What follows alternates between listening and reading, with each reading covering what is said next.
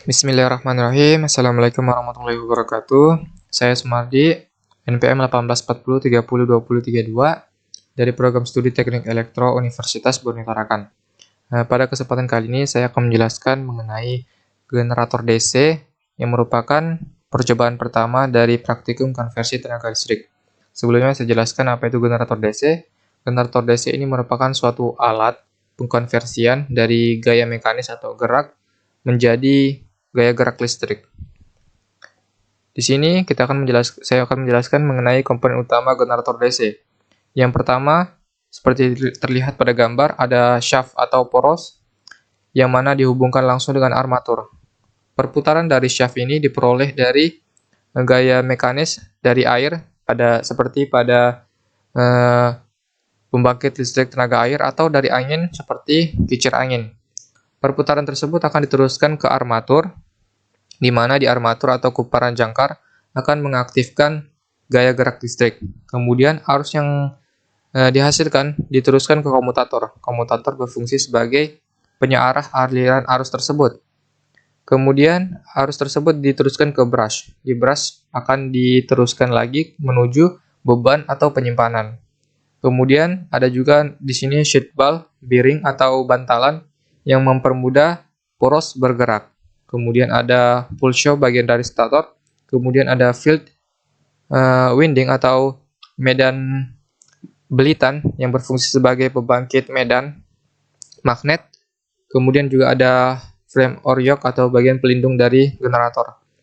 Secara umum, generator itu dibagi menjadi dua, ada yang disebut stator atau diam, dan rotor atau yang bergerak. Di stator terdapat lilitan stator yang berfungsi sebagai pembangkit medan magnet atau bisa disebut sebagai magnet permanen. Kemudian di rotor juga terdapat lilitan yang disebut sebagai lilitan rotor yang fungsinya sebagai pembangkit gaya gerak listrik. Oke, kita lanjut ke prinsip kerja dari generator DC. Di sini terdapat animasi yang menunjukkan prinsip kerja dari generator DC. Jadi, pada generator terdapat magnet permanen yang mana arah medannya menunjukkan dari utara menuju selatan, seperti terlihat pada garis warna kuning ini. Kemudian, perputaran dari armatur itu diperoleh dari pergerakan dari shaft yang diakibatkan dari air atau angin, seperti pada kincir angin. Perputaran dari armatur pada area arah medan magnet ini akan memotong-motong medan magnet yang akan menimbulkan arus medan magnet. Arus medan magnet arahnya dapat ditentukan dengan menggunakan hukum Fleming tangan kanan, seperti pada gambar berikut. Kita akan fokus kepada armatur di sebelah kiri, yaitu titik A dan B. Pergerakannya gimana? Searah jarum jam. Di jempol ini kita lihat bahwa arah perputaran dari armatur, kemudian untuk arah medan magnetnya ditunjukkan dengan jari telunjuk, maka arusnya dapat kita tentukan dengan jari tengah, yaitu dari titik A menuju titik B, seperti ini. Sedangkan untuk menentukan arus dari CD, kita tinggal memutar jempol menunjukkan arah ke bawah seperti ini. Maka gayanya dari armatur akan bergerak ke bawah, kemudian jari telunjuk menunjukkan arah medannya dari utara ke selatan, sedangkan arah arus akan diperoleh dari C ke D, seperti ini. Secara keseluruhan, pergerakan arus yang didapatkan seperti ini, dari A menuju D. Nah, itu proses terbentuknya arus di generator DC. Kemudian, bagaimana arus DC tersebut didapatkan? Jadi, hal yang sangat mempengaruhi arus DC yang tercipta yaitu adalah di komutator atau di cincinnya. Jadi, seperti terlihat pada gambar, saat armatur itu sejajar dengan arah medan magnet, yaitu dari utara ke selatan seperti ini, arus medan magnet atau tegangan IMF yang diperoleh itu berada pada posisi 0. Kemudian saat armatur mulai bergerak pada posisi seperti ini, yaitu 90 derajat terhadap arus medan magnet atau tegak lurus, IMF yang diperoleh yaitu maksimal. Kemudian saat menuju sejajar, tegangan yang didapatkan menjadi 0 lagi. Kemudian akan berubah lagi naik menjadi maksimal, sehingga didapatkan arus DC. Cincin atau komutator ini berfungsi sebagai penyearah, sehingga arus pada posisi yang di sebelah kiri akan selalu bergerak dari titik A menuju titik B, kemudian untuk yang di sebelah kanan akan tetap bergerak dari C menuju D. Jadi saat terjadi pergantian perputaran armatur, brush akan kontak langsung dengan armatur yang sebelah kiri, sehingga pada saat perubahan seperti ini, arus pada armatur yang dari kanan menuju kiri akan tetap berubah lagi arusnya dari kiri, dari titik A menuju ke titik B, sehingga arusnya menjadi DC. Seperti itu. Kemudian pada saat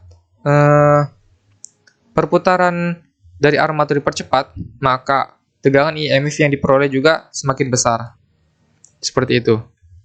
Kemudian bagaimana cara menghitung besarnya gegel induksi atau tegangan induksi yang dihasilkan? Secara umum, persamaan dari gegel induksi seperti ini, yaitu negatif N. Negatif ini menandakan bahwa arah dari gegel induksi itu menentang arah perubahannya. Dikalikan dengan diferensial dari BA cos theta terhadap T. Karena didiferensialkan terhadap waktu, sedangkan konstanta yang kita peroleh tidak terdapat waktunya, maka theta dapat kita ubah menjadi omega t dalam sudut, sehingga diperoleh cos omega t, sehingga kita dapat menurunkan konstanta tersebut, di mana B dan A ini merupakan konstanta, kita dapat mengeluarkannya, sehingga dapat seperti ini. Terus kita turunkan cos omega t terhadap T menjadi sin omega t dikali omega, seperti ini. Sedangkan untuk tegangan induksinya kita dapat peroleh juga dengan cara persamaan ini, yaitu kerapatan flux yang satuannya Tesla dikalikan dengan panjang kawat, dikalikan juga dengan kecepatan dari armatur, kemudian dikalikan dengan jumlah penghantarnya. Oke, kemudian di sini yang membedakan antara generator DC dan generator AC. Secara garis besar yang membedakannya itu adalah pada cincin atau komutatornya. Seperti yang terlihat di generator DC memiliki satu cincin saja, yang mana cincin ini mempertahankan arah arus, sehingga arus yang didapatkan itu berbentuk DC, di mana komutator ini akan membuat si armatur berubah-ubah dari kaki 1 ke kaki 2, namun arus yang diperoleh itu terus sedemikian rupa menjadi DC. Tetapi di generator DC, di generator AC, cincin yang digunakan ada 2, di mana pada kaki 1 armatur dihubungkan dengan satu cincin, sedangkan kaki yang lainnya juga dihubungkan dengan cincin yang lain. Di mana kalau kita lihat animasinya, pada saat dia tegak lurus terhadap arah medan magnet, tegangan IMF yang diperoleh yaitu 0, atau kita sebut pada waktu T sama dengan 0. Kemudian pada saat armatur bergerak pada detik ke seperempat T atau seperempat dari periode, maka nilainya adalah maksimal. Kemudian pada saat armatur bergerak lagi seperti ini, pada saat setengah periode, maka IMF yang diperoleh adalah 0. Namun pada saat dia bergerak menuju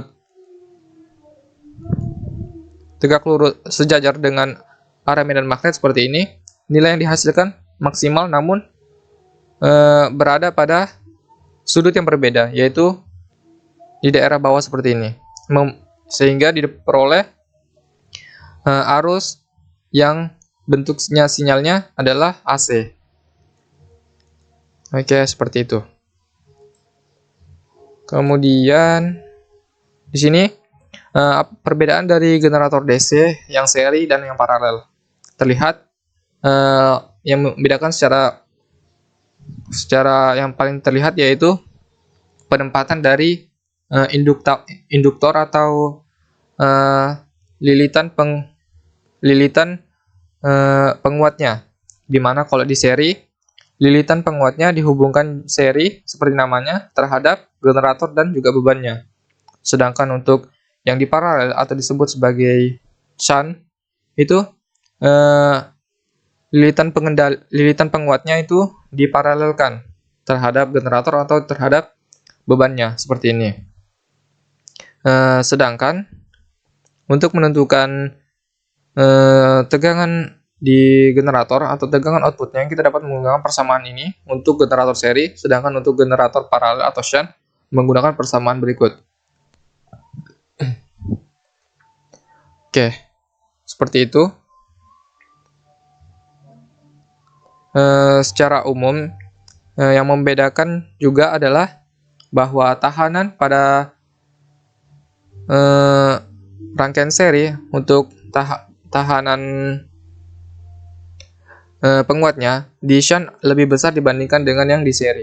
Seperti itu. Oke, sekian dari presentasi saya. Assalamualaikum warahmatullahi wabarakatuh.